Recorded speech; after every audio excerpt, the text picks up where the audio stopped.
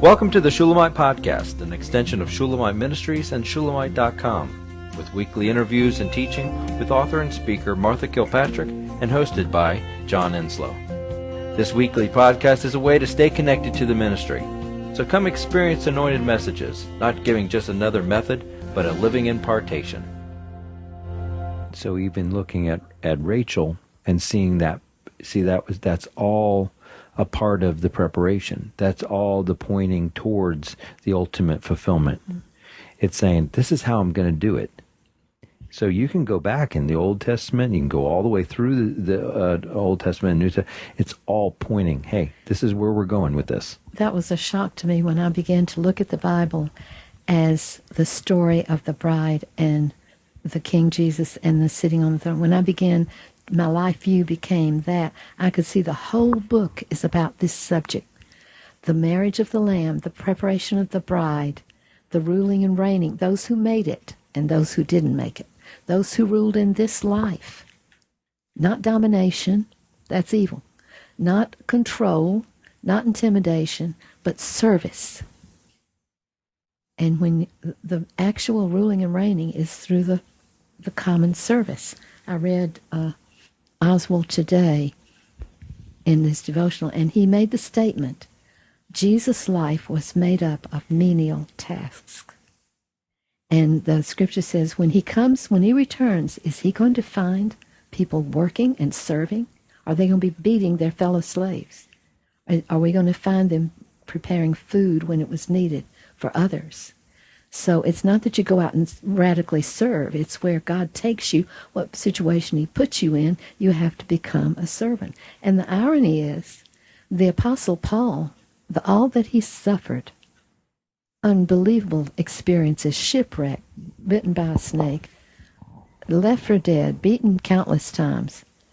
But the apostle was the servant of all. He was the highest authority position, but he was the servant of everybody. And so, if you want to be great in the kingdom, just be the least. But it's written down, it's all formulated, and it's all possible. That's what's so amazing. This incomprehensible picture of the bride and Christ seated together on the throne at the right hand of God, ruling the nations, judging, and we're going to be on this earth doing that. The kingdoms will be on this earth in that day, in the millennium. Well, and like John said in his post, it's a privilege and a blessing, but the responsibility is not to serve the people, not to serve the circumstances, but to serve the God of the circumstances and of the people. What does he want? It's extending Christ's rule, not my rule, not my thoughts, not even my service, but what does he want? And serving him, loving him in it, and serving him, not the whole situation, but him. And that way, his government comes into the situation. He brings his rule into it by our willingness to say, what is it you want here? That's what I was going to say. In the post, I basically said the qualifier of all of this is the will of God. That's the grand equalizer. Everything, it's amazing to me that he says, who's my family? Well, it's those who do the will of God. This is my mother. This is my brother, sister. These are them who do the will of God. They are my family. And the same thing, it's all under the will of God. You're not going and dictating. You're not going and saying, okay, well, I'm going to reign and rule, and I'm going to make this happen because I want this happen because it'll make me happy. No, Joseph obviously was given the point that he didn't know what was best because he would have taken himself out of prison. That wasn't best. But he submitted. David had to submit. All of them had to submit to God's will, ultimately. Okay, even Christ, not my will, but yours be done. And that is the mandate, the requirement, the requirement, and the goal, and the program. The program is the will of God. Period. And His will, bringing His will to earth, as it is in heaven, down to earth. That is reigning and ruling. That is bringing his reign and rule here through me, through you, through us. In the last few months, I've been in Psalm 119, and I've marked every place that the word love is mentioned. And I became astonished that whoever wrote Psalm 119 was absolutely in love with the will of God. The passion for God's will was in that psalm. And that's what happens to you if you do his will. If you begin to do his will, obey what you hear, what you think even is his will, you move on it and obey it, you will discover the secrets of the kingdom. He will share with you the wisdom of the ages and the riches, more precious than gold and silver is wisdom. But if once you tap into the will of God specifically for you alone, just between you and God, you find the ways of God and the adventure of your life absolutely fascinating. There's a fulfillment in obeying his will for you as a human. You're wired for an adventure. You don't like boredom. You want to move. Now, he doesn't always let you move when you want to, but the point I'm trying to make is you discover the absolute fascination and of the wealth of his thinking and his knowing and his wisdom. And you have a perfect guide with you, dwelling within you. You have a counselor within you, the Holy Spirit.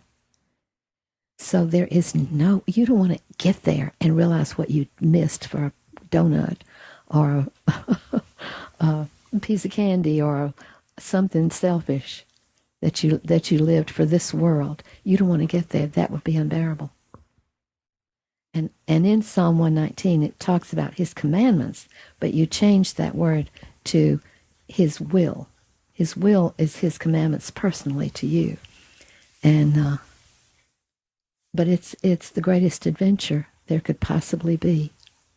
He will allow you to be with and meet people who are wonderful and people who are terrible. He will give you both, so both. you can absolutely both. You can both. He will have both. Paul warns over and over again: watch out, the false prophet will rise from your own midst, and that you didn't even know. So you learn from that, and you overcome that, and you win that person to Christ, and you have won. So it's an adventure. It's the only adventure worth following, dying for, investing in, receiving. It's all about receiving the abundance of grace. And grace means power to live it. You'll be given the power to live through whatever he asks of you. And he will give you all the support that you could possibly imagine. So the real living out of this is what I want to convey a little bit.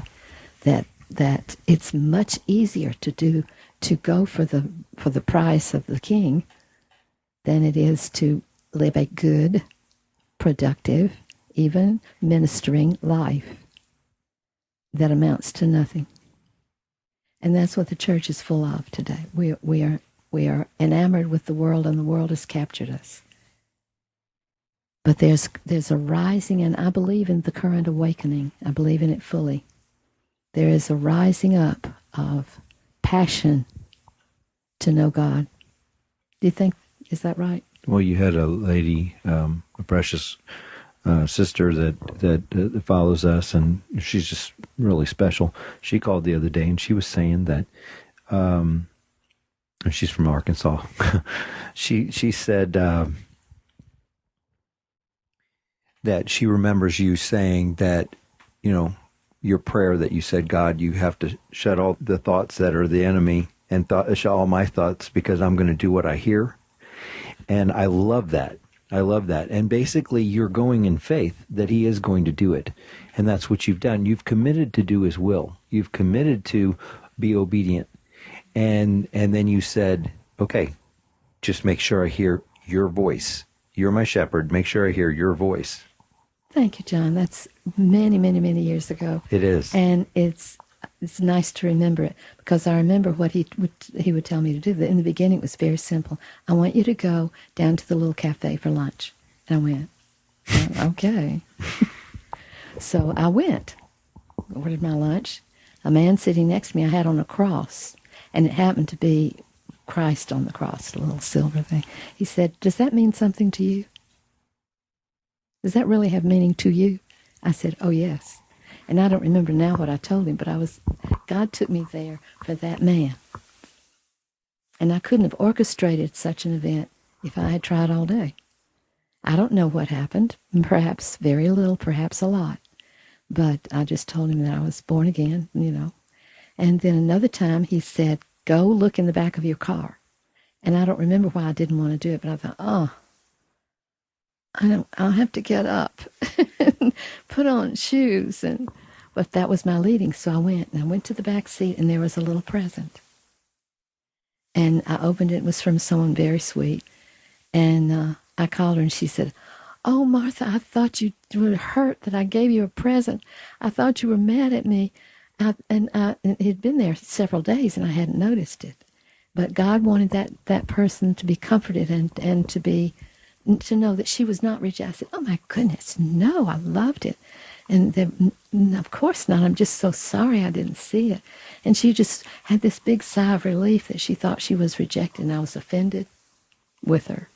You know how we can do. I can do that. I can make up a whole world of untruth and believe it to be true. So, it is the adventure. But it's also, this is the amazing part of it.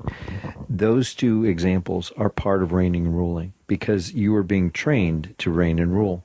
And it does start in the small thing. Don't despise the days of small beginnings, because there's something so grand ahead.